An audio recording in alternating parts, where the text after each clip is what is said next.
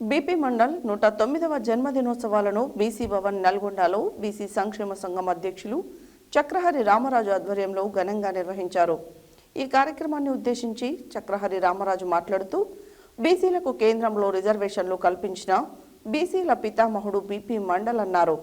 BP mandal బడుగు బలహీన వర్గాల జీవితాలను క్షేత్రస్థాయిలో పరిశీలించి ఈ వర్గాలకు రిజర్వేషన్లు ఇవ్వాలనే ఉద్దేశంతో 40 అంశాలను ప్రభుత్వానికి సమర్పించారు.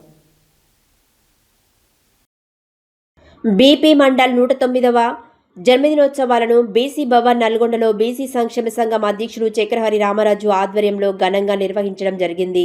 ఈ కార్యక్రమాన్ని ఉద్దేశించి చక్రహరి రామరాజు మాట్లాడుతూ బీసీలకు కేంద్రంలో రిజర్వేషన్లు కల్పించిన బీసీల పితామహుడు బీపీ మండల్ అన్నారు. బీపీ మండల్ బడుగు బలహీన వర్గాల జీవితాలను క్షేత్రస్థాయిలో పరిశీలించి ఈ వర్గాలకు రిజర్వేషన్లు ఇవ్వాలని ఉద్దేశంతో 40 అంశాలను ప్రభుత్వానికి సమర్పించారు. అందులో బీసీలకు జనాభా దామాషా ప్రకారం రిజర్వేషన్ ఇవ్వాలని ప్రముఖంగా పేర్కొన్నారు. చట్టసభలలో రిజర్వేషన్లు కల్పించాలని, బడ్జెట్లో బీసీలకు బాటా కేటాయించాలని, బీసీ విద్యార్థులకు కేంద్ర ప్రభుత్వం ద్వారా స్కాలర్షిప్లు మంజూరు చేయాలని మొదలగు అంశాలను పొందుపరిచారు. బీసీలకు ఒక ప్రత్యేక మంత్రిత్వ శాఖను ఏర్పాటు చేయాలని బీపీ మండల్ కోరినారు. కానీ ప్రభుత్వం వీటన్నిటిని పక్కకు పెట్టి కేవలం 27% రిజర్వేషన్ మాత్రమే కల్పించినారని రామరాజు అన్నారు. మహిళా రిజర్వేషన్ బిల్లులు బీసీ మహిళలకు వాటా కేటాయించాలని డిమాండ్ చేశారు. బీసీ ఉద్యోగులకు ప్రమోషన్లు, రిజర్వేషన్లు ఇవ్వాలని ప్రభుత్వాన్ని డిమాండ్ చేశారు. కేంద్ర ప్రభుత్వం బీసీల పట్ల వివక్షత చూపుతుందని, 52% జనాభా ఉన్న బీసీలను అన్యాయం చేయడమే అవుతుందని, కేంద్ర ప్రభుత్వానికి సరైన బుద్ధి చెప్పాల్సిన అవసరం ఏర్పడుతుందన్నారు. బీసీలకు స్థానిక సంస్థలలో 42% రిజర్వేషన్లు కల్పించే బిల్లులను కేంద్ర ప్రభుత్వం వెంటనే ఆమోదం తెలపాలని కేంద్రాన్ని డిమాండ్ చేశారు. ఈ కార్యక్రమంలో కంది సూర్యనారాయణ, కాసోజు విశ్వనాథం, నల్ల సోమ మల్లన్న, కేశబైన శంకర్ ముదిరాజ్, గుంటోజు గోవర్ధన్, జెల్లా ఆదినారాయణ, వాడపల్లి సాయిబాబా, పసుపులేటి సీతారాములు, నల్ల మేకల మధు యాదవ్, తవడబోయిన వెంకటేశ్వర్లు తదితరులు హాజరైనారు.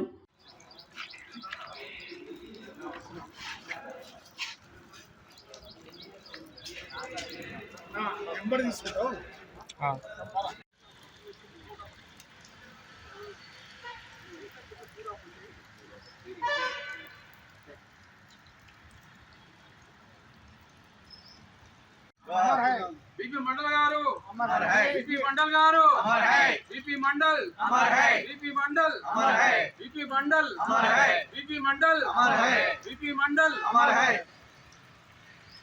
बीपी मंडल अमर है, बीपी मंडल अमर है, बीपी मंडल अमर है, बीपी मंडल ఆశయాలను సాధిద్దాం बीपी मंडल अमर है, बीपी मंडल अमर है, बीपी मंडल अमर है, बीपी मंडल अमर है, साधिद्दाम बीपी मंडल ఆశయాలను సాధిద్దాం ఈసీల ఐక్యత ఈసీల ఐక్యత. బిందేశ్వరి ప్రసాద్ మండల్ గారికి బీసీ విద్యార్థి పక్షాన జయంతి శుభాకాంక్షలు తెలియజేస్తూ ఉన్నాం. బీపీ మండల్ గారు సామాజిక న్యాయం కోసం, అడుగు బలహీన వర్గాల కోసం, వెనుకబడిన వర్గాల కోసం కోరన్నటువంటి గొప్ప వ్యక్తి.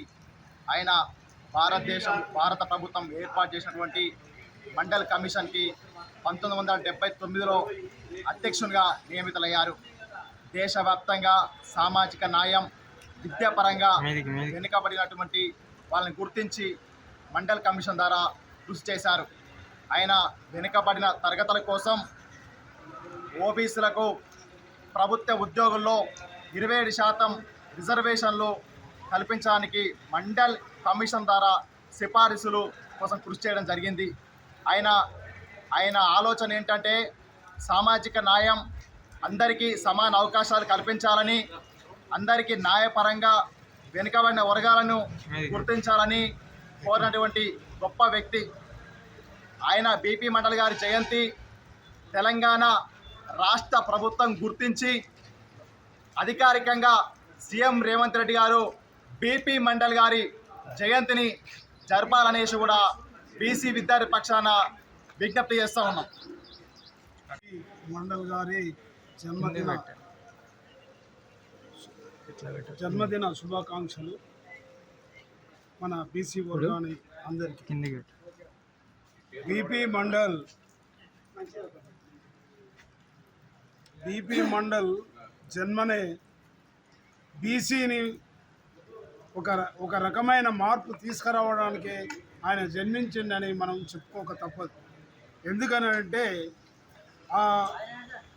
మొరార్జీ దేశాయ్ పీరియడ్లో బీసీలకు జరుగుతున్న అన్యాయానికి వాళ్ళు ఉన్నది దేశంలో ఎంత పర్సెంటేజ్ ఉన్నారు అనేది తెలుసుకొని బీసీ వాళ్ళకు జరుగుతున్న అన్యాయానికి వాళ్లకు రిజర్వేషన్ ఎంతవరకు కల్పించాలనే ఉద్దేశంతో ఈ బీపీ మండల్ గారిని చైర్మన్గా నియమించారు. ఈ బీపీ మండల్ గారు దేశమంతా ఈయన అధ్యక్షతన దేశమంతా తిరిగి దేశంలో బీసీలకు జరుగుతున్న అన్యాయం మీద ఆయన రిపోర్ట్ చేయడం వల్ల ఆయన 40కి పైగా రికమెండేషన్స్ చేస్తే అందులో ఒకటే రిజర్వేషను 27% ప్రభుత్వం. బీపీ మండల్ విందేశ్వరి ప్రసాద్ మండల్ యొక్క జన్మదినం. ఆయన 1918లో బీహార్ రాష్ట్రంలో ఒక ధనిక భూస్వామ్య యాదవ కులంలో జన్మించినటువంటి వ్యక్తి. వాళ్ళ తండ్రి కూడా రాజకీయ నేపథ్యం ఉన్నటువంటి యొక్క చరిత్ర. ఆయన ఉన్నత విద్యలను అభ్యసించడం కాకుండా ముఖ్యంగా ఆ రోజుల్లోనే జ్యుడిషియల్ మెజిస్ట్రేట్గా కొన్నాళ్ళు పనిచేశారు. తర్వాత రాజకీయ రంగాల్లోకి రావాలనే ఉద్దేశంతో వచ్చి బీహార్ రాష్ట్రంలో మరి 1945 నుంచి 51 వరకు ఆయన ఎమ్మెల్యేగా గెలిచాడు.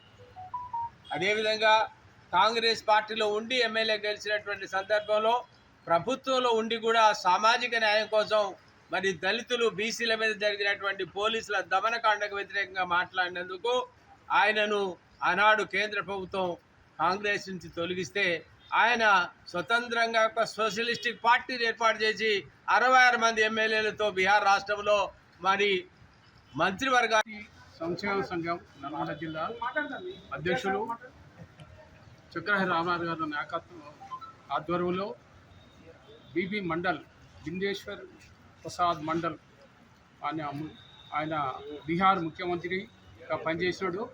ఆ రోజుల్లో మరి జనతా ప్రభుత్వంలో మొరార్జీ దేశాయ్ గారు అప్పుడు మరి బీసీలకు ఒత్తిడి తట్టుకోలేక ఆ రోజు బీసీ కమిషన్ చైర్మన్గా వీరు నియమించినారు.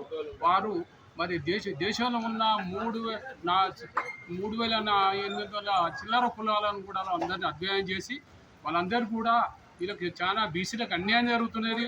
ముఖ్యంగా మరి వీళ్ళకు రిజర్వేషన్ కల్పించాలని ఆ రోజులో బీపీ మండల్ గారు 27% రిజర్వేషన్ కల్పించారు.